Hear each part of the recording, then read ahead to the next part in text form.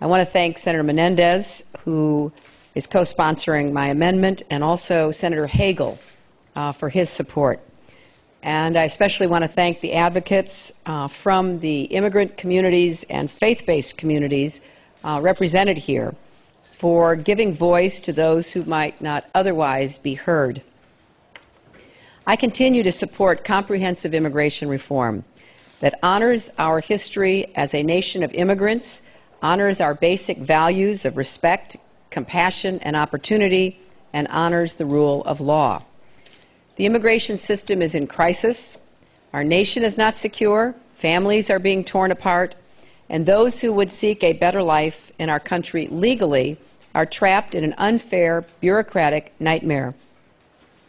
While I commend the bipartisan group of senators who tried to broker a compromise on immigration reform, I do have serious concerns about the bill, and I'm hoping that we can, during the course of the debate, craft a compromise that honors our values and respects families.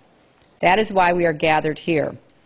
One big problem in this bill is that it fails to help families and children stuck in a bureaucratic hole created by our tangled, broken immigration system. Spouses and minor children of lawful permanent residents who are applying for a green card are required to remain overseas while awaiting their new legal status. The backlog can take anywhere from 5 to 10 years to navigate. That means parents are forced apart from their children, husbands and wives are separated, and tax-paying, law-abiding, legal permanent residents who are doing the right thing are treated as though they and their families don't matter. If you are a lawful permanent resident and your spouse and children are caught in this long line, your family is not allowed to enter the United States even for a brief visit, and you are limited in your ability to visit your spouse and children overseas. That's where our amendment comes in, and Senator Menendez is a strong advocate. We are proposing that spouses and minor children of lawful permanent residents be exempt from the visa caps, finally uniting these nuclear families that have been separated for far too long. This is a lifeline to reach and reunite families stuck in this bureaucratic black hole of our immigration system, forced to play a tragic numbers game. This amendment is necessary because the compromise bill does nothing to bring these families together. In fact, the compromise actually reduces the number of visas for spouses and minor children of lawful permanent residents and does not allocate a single visa to address the existing backlog for these family members. For those who often speak about family values, this is your opportunity to match your rhetoric with your action.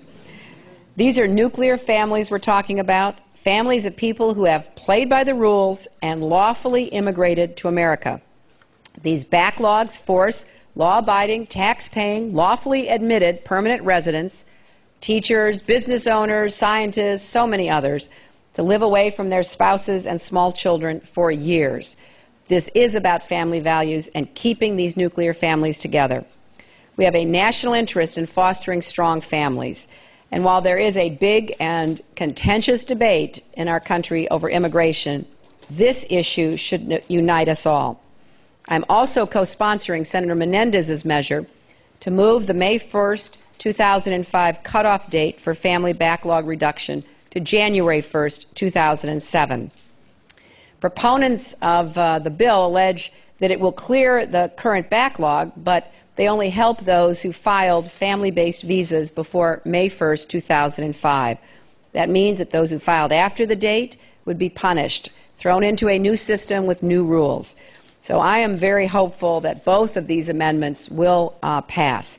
I'm very proud to have the support of Senators Menendez and Hagel for my amendment and of all the advocates who are here today. And now it's my honor to call on my friend and colleague, Senator Menendez from New Jersey.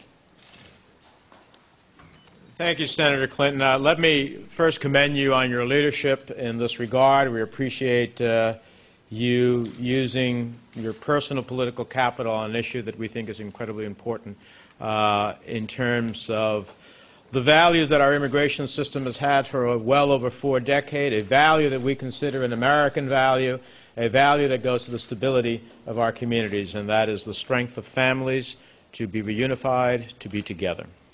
What is so shocking to me about having to have Senator Clinton even offer this amendment is the reality that we are talking about United States permanent residents, people who have gone through a whole process of being legalized in this country and whose rights would be vitiated simply because of an arbitrary date that is chosen in the case of those after May 1st, 2005, and as it relates to her amendment, as to everyone who is a legal permanent resident, period.